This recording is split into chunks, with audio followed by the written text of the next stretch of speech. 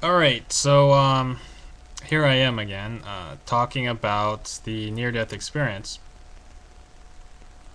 Um, I wanted to talk about some more dangers of the near-death experience. I did a lot of research on the NDE. I've read a lot of books and heard a lot of testimonials from a lot of people because I myself wanted to interpret my own NDE. But I feel that my NDE was quite special in the way that it was a little bit different than everyone else's, but it had its own similarities. So I took very much comfort in the similarities with others. Um, and the differences were very special. I mean, the differences were quite nice. Like my mission, there was some difference in the mission that I was given on the other side by the loving force, and the tunnel and the light and the past life review, etc., etc., the dimensions that I've seen, the worlds, etc. Um, Now I wanted to talk about the dangers, the pitfalls, the dangerous part of the NDE. Um, and I wanted to talk about this quite frankly. I wanted to talk about this in a very, very easy way, the way that I feel comfortable talking about, and that is, if if you do not connect well with the energy, a loving light, a loving energy on the other side,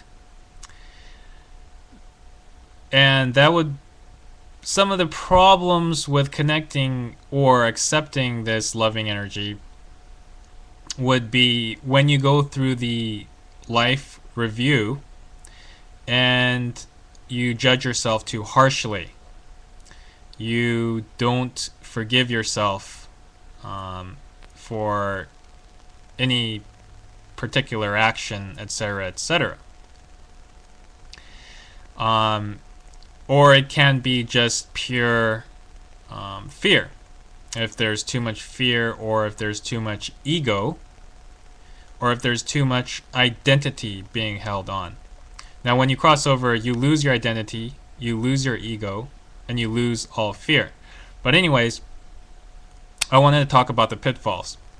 The pitfall is, no matter what, we're made out of love, and no matter what, this is what we return to. There is no time. We create whatever we like, whatever we want on the other side instantaneously, and we create this through our emotions. Now, that all being said, that is the basic fundamentals of the framework and the laws of physics on the other side. And actually, it is the laws of physics, and it is the reality right now. We are all living in a dream world. That's right, we are all living in a dream world. And whatever we see outside, it is because we all have created it from within us, from our feelings and our thoughts, our imagination and our mind and our heart, and the energy that derives from that. So again, I wanted to talk about the pitfalls, which is for some reason humanity in this dimension has been able to create a much fear-driven world. Yes, a much fear-driven world based on giving power away. And this can happen when you cross over as well. If you create an entire world, or you create living life forms, or you create whatever you create, and that creation takes on a life of its own, and it generates fear, then that person can lose the omniscience of knowing that they are in a dream world, that they have created that world, and it can turn into a very fast nightmare, very fast hell, very quickly. So when that happens, I call that foobar. That's right. I call that foobar.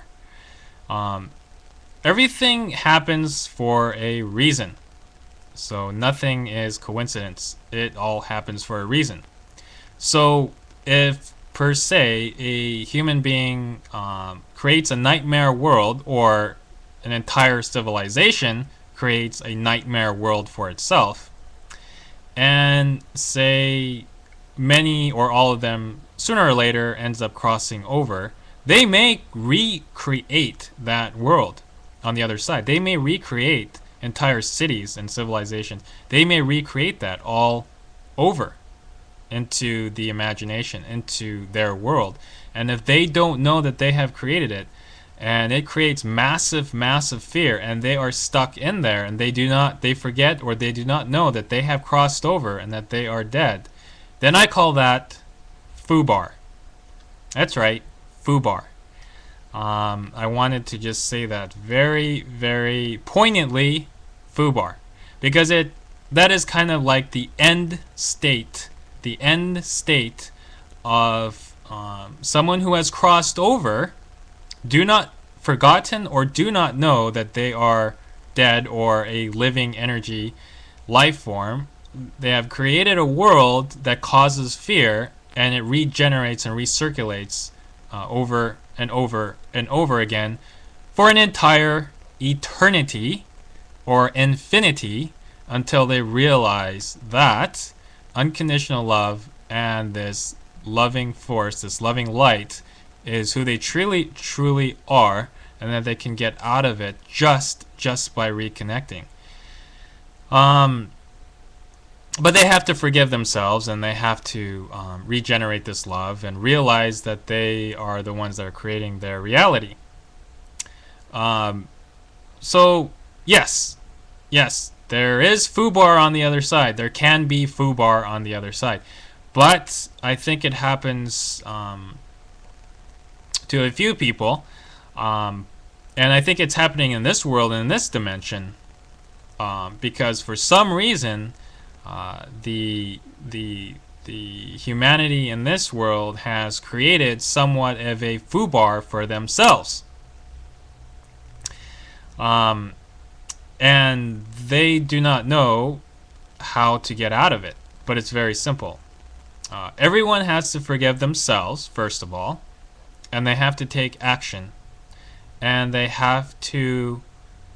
definitely have to reconnect with this loving light, who we truly are.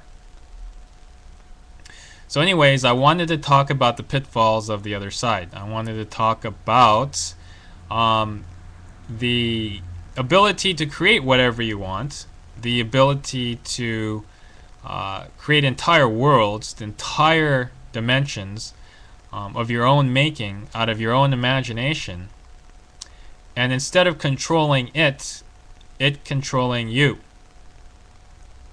That can be very dangerous. Very, very dangerous. And once the environment starts controlling you, then that's what I call foobar. That's right. That's what I call complete, utter, total foobar. Because it's very, very, very difficult to get out of it once you're in it.